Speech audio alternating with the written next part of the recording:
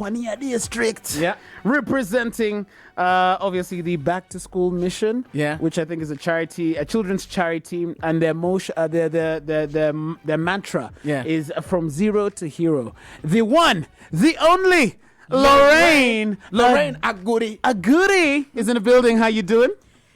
Hello, I'm okay. How are you? Good. You are most welcome to the official transit. It's the best show on this station.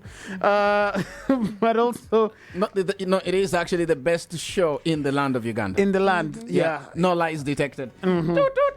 So, Lorraine Aguri. Is it Aguri or Aguri? Well, since I'm a Langi, Langis pronounce it as Aguri. Aguri. Yes, please. Good stuff. So, can you briefly, introduce yourself and your background? My background? Yes, Lorraine. Okay, so as you all know, my name is Lorraine Aguri. I am a lawyer by profession. Oh, wow! And then you all decided to sit close to each other. Yes. Two lawyers. Lawyers present. It was a slip of the tongue. I apologize. Drink water and come back. Like lawyers. Yes. Yeah, in SM. I have banged the gavel. Yes, drink water. Okay. Okay. Yes, so you are a lawyer. Yes, I'm a trained lawyer by profession. My highest qualification is the bar course from LDC. But outside that, I am a career coach. In that capacity, I am the CEO of Vine Tutoring Hub that does a lot of academic and professional development. But also, I am a philanthropist. I like to help people with different needs. Oh, wow. Now, we can sure be friends. We can sure be friends here. So what inspired you to, to come up with this whole initiative, though? Okay. I believe it was quite a range of factors that pushed me to this particular project. One, of course, coming from Kwania District, knowing the challenges there. I grew up there. But with time, I had to study from Kampala because by the time I was growing up, my region was one of the areas affected by the LRA insurgencies. Okay. So that was the background, I believe, that started this. But then also with my philanthropist background, I look at education as a tool to empower a nation. You find there are a number of initiatives that we have to eradicate poverty, but on the baseline level, how do you help someone who can't express themselves, someone who is not literate, someone who doesn't even understand how you're going to help them? Why are you helping them in the first place?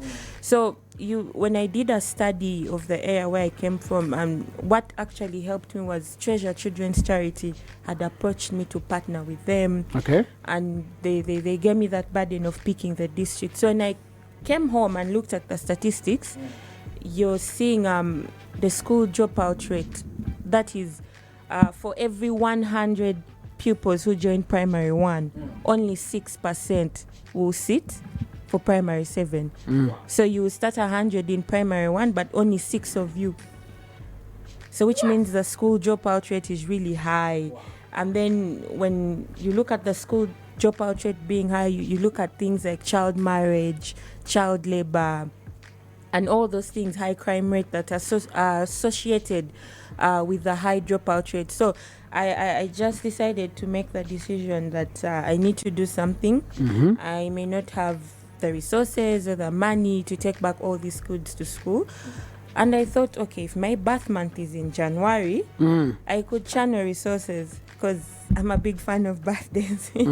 So instead of celebrating having a lavish birthday, you want to sit back and do something. Yeah, I love this. I love this. Instead, you see the mantra here. Instead of people who on their birthday, oh please, we're having the biggest birthday event here. Some of you do things like photo shoots for your birthdays. Your choice of celebration in your birth month is to give back. That's a beautiful way to think. So that is Back to School, Mission 2025. Yes. So, so first of all, for somebody listening to the show right now, what is, Back to School Mission 2025 and why is it significant, especially for Kwania District where you come from? Okay, so the Back to School mission, it's basically a project that is aimed at returning or empowering 300 pupils go back to school. So what we want to do, we want to find resources, one towards scholarships, because most of these schools are government schools and they pay averagely 60,000 per term. So we are looking at also giving them scholastic materials, teaching materials, because even the teachers don't have, basic things like chalkboards. We are looking at also training them throughout the year on the importance of education. How do you help the parents understand that education is really important? At the same time, we are also looking at having initiatives to encourage them to just keep the system, because this is not something that will take a year. If someone has dropped out at P4 and you're bringing them back at P5, you must have programs to ensure that they at least complete primary level and get that certificate. So the Back to School Mission 2025 is going to focus on that. We have a target for the year. As I said, we are looking at 300 pupils. We are looking at raising at least 37 million Uganda shilling. That's about 10,000 USD throughout the course of the year to fund the school term. Yeah, so we have people on ground who are doing the vetting process. We are looking at the most vulnerable, because in society there will be those who have dropped out, there will be those on the verge of dropping out, and then there could be those in school with financial challenges. So we are looking at supporting those three categories. So that's what it's about. And as I said, we are partnering with other organizations that have been doing this for a while, like Anothen Foundation, Vine Tutoring Hub has just joined, Treasure Children's Charity, My Purpose Revolution, which looks at capacity building. And also we have other partners who are coming in next week. So that's what I would say about it. Oh, wow. Accord. Yes. You have had. I have had. I have just one question though, as I feel like there's a lot of things that one, I want to have to commend you because I think it's a very beautiful initiative. Mission, first of all, to bring awareness, because there are people who want to support such missions, but they think of it as, oh, that's such a far concept. I don't even know how much they pay, but since I'm there representing, I'll be the direct point to connect them to this project. So in as far as the story of the LRA insurgencies, it was just me being in that place of, let me be the change that I want to see. I will not wait for anyone else. If there are people I can help, I'll do what I can within my power, within my capacity, within my resources to help them. So it's basically as simple as that. I've seen the budget though, and it's 39 million Uganda shillings covering school fees, meals, uniforms, supplies, and operational costs. Yes. I want you to do something though. How can our listeners or stakeholders support the Back to School Mission 2025? Okay. There are a number of ways you can support. The good thing, we have a general budget, but also we narrowed it down, because most cases when you look at this charity, maybe I'll even use this as an opportunity to advise people doing charity drives. Whether someone is sick and you want to raise money, avoid the tendency of giving the figure.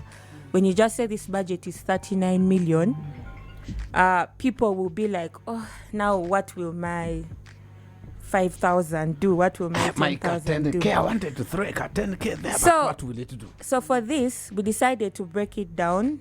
We say for 10,000 shillings, you can sponsor scholastic materials like pens, some books, pencils. For 60,000, you can pay fees. For 10,000, you can contribute towards essential meals. For 20,000, you can contribute towards teaching and learning materials. And then for 100,000 Uganda shillings, you can make a comprehensive contribution. That is, send back a child back to school, give them their school fees, give them some scholastic materials and essential meals. So as low as 10,000 shillings, you can contribute towards the mission. How to give? You can check out the Treasure Children's Charity official website. That is treasurechild.org. But if you follow me on social media, sorry I didn't note down the particular account numbers, but if you check all my social media handles, the latest post has how you can give the mobile money options, that is MTN and Airtel, and also the bank transfer option, to be more specific, Centenary Bank. Yeah, so those are the ways you can give, and any amount is welcome. As low as 10,000 shillings, you will make a difference, because as I said, there are 3 categories we are dealing with. Those who have dropped out, those facing financial challenges, and then those on the verge of dropping out. So even just giving them simple books, people are contributing in kind. I've had people calling and they're like, my child grew, they have so many clothes, can I give clothes? Yes, it's possible. Mattresses, old textbooks, anything that you feel could lessen the burden of a child being in school, because this is one of the regions where there is a lot of child labor. You imagine someone has to work, sell some potatoes, then go to school in the afternoon. So we are also trying to solve that. How do you keep them in school full time? Yeah, thank you.